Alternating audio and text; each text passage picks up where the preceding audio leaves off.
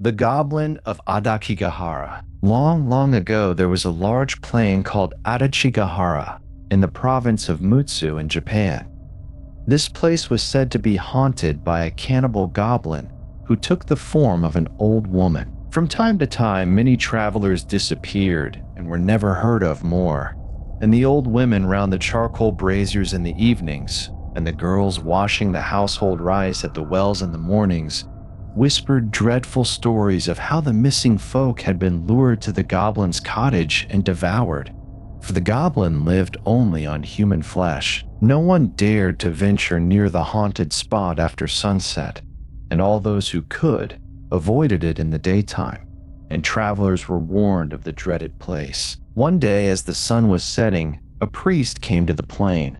He was a belated traveler, and his robe showed that he was a Buddhist pilgrim walking from shrine to shrine to pray for some blessing or to crave for forgiveness of sins. He had apparently lost his way, and as it was late, he met no one who could show him the road or warn him of the haunted spot. He had walked the whole day and was now tired and hungry, and the evenings were chilly, for it was late autumn, and he began to be very anxious to find some house where he could obtain a night's lodging. He found himself lost in the midst of the large plain, and looked about in vain for some sign of human habitation. At last, after wandering about for some hours, he saw a clump of trees in the distance, and through the trees he caught sight of the glimmer of a single ray of light. He exclaimed with joy, "Oh, surely that is some cottage where I can get a night's lodging." Keeping the light before his eyes, he dragged his weary, aching feet as quickly as he could towards the spot, and soon came to a miserable-looking little cottage. As he drew near, he saw that it was in a tumble-down condition. The bamboo fence was broken, and weeds and grass pushed their way through the gaps. The paper screens which serve as windows and doors in Japan were full of holes, and the posts of the house were bent with age and seemed scarcely able to support the old thatched roof. The hut was open, and by the light of an old lantern, an old woman sat industriously spinning. The pilgrim called to her across the bamboo fence and said, "Oh, Ba-san, old woman, good evening. I am a traveler. Please excuse me, but I have lost my way and do not know what to do, for I have nowhere to rest tonight. I beg you to be good enough to let me spend the night under your roof." The old woman, as soon as she heard herself spoken to, stopped spinning, rose from her seat, and approached the intruder. "I'm very sorry for you. You must indeed be distressed to have lost your way in such a lonely spot so late at night. Unfortunately, I cannot put you up, for I have no bed to offer you, and no accommodation whatsoever for a guest in this poor place." "Oh, that does not matter," said the priest.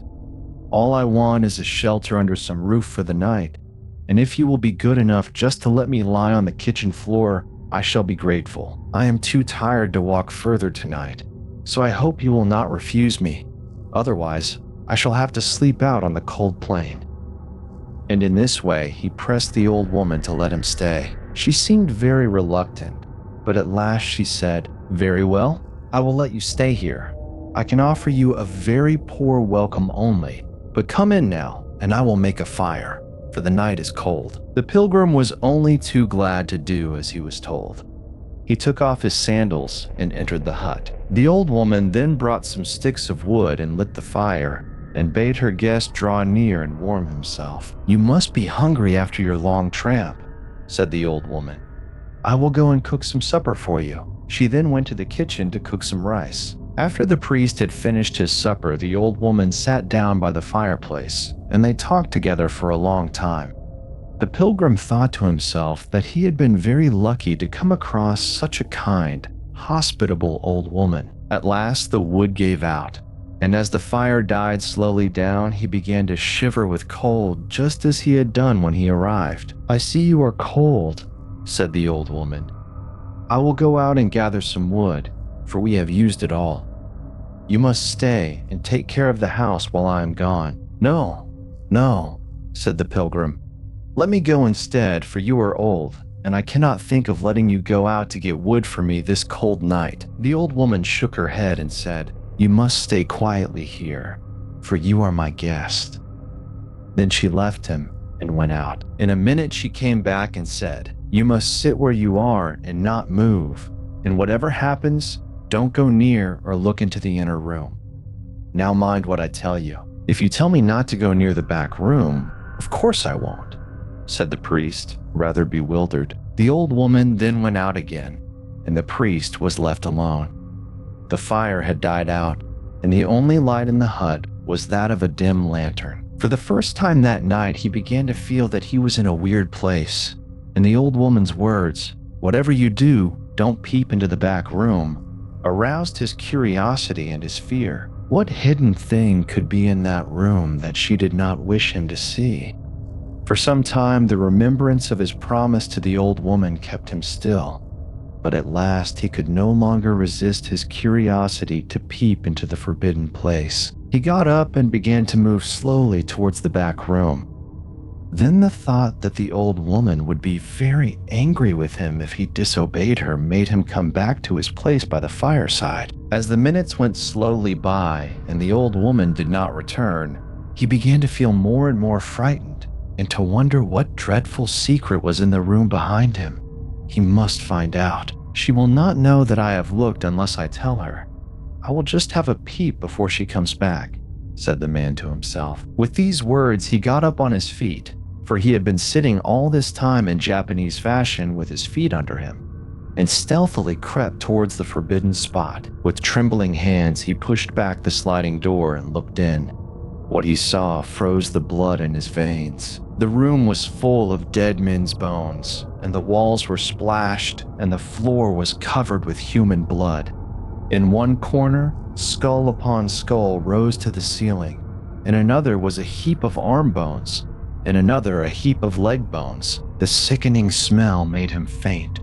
He fell backwards with horror, and for some time lay in a heap with fright on the floor, a pitiful sight. He trembled all over, and his teeth chattered, and he could hardly crawl away from the dreadful spot. "How horrible!" he cried out.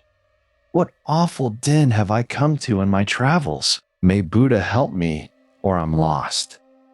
Is it possible that that kind old woman is really the cannibal goblin? When she comes back, she will show herself in her true character and eat me up at one mouthful." With these words, his strength came back to him, and snatching up his hat and staff, he rushed out of the house as fast as his legs could carry him. Out into the night he ran, his one thought to get as far as he could from the goblin's haunt.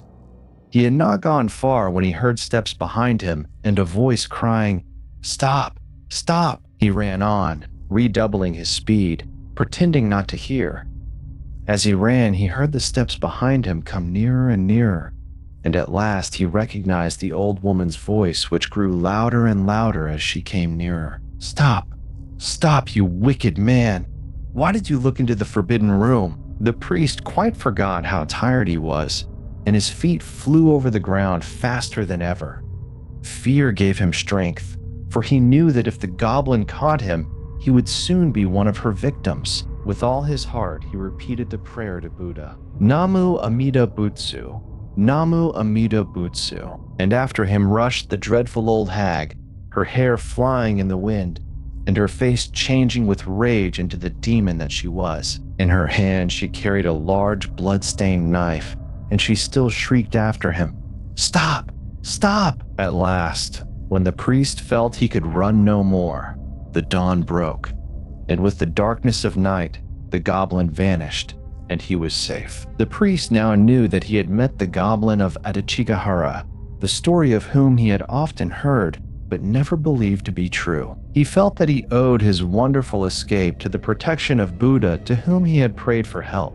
So he took out his rosary, and bowing his head as the sun rose, he said his prayers and made his thanksgiving earnestly. He then set forward for another part of the country, only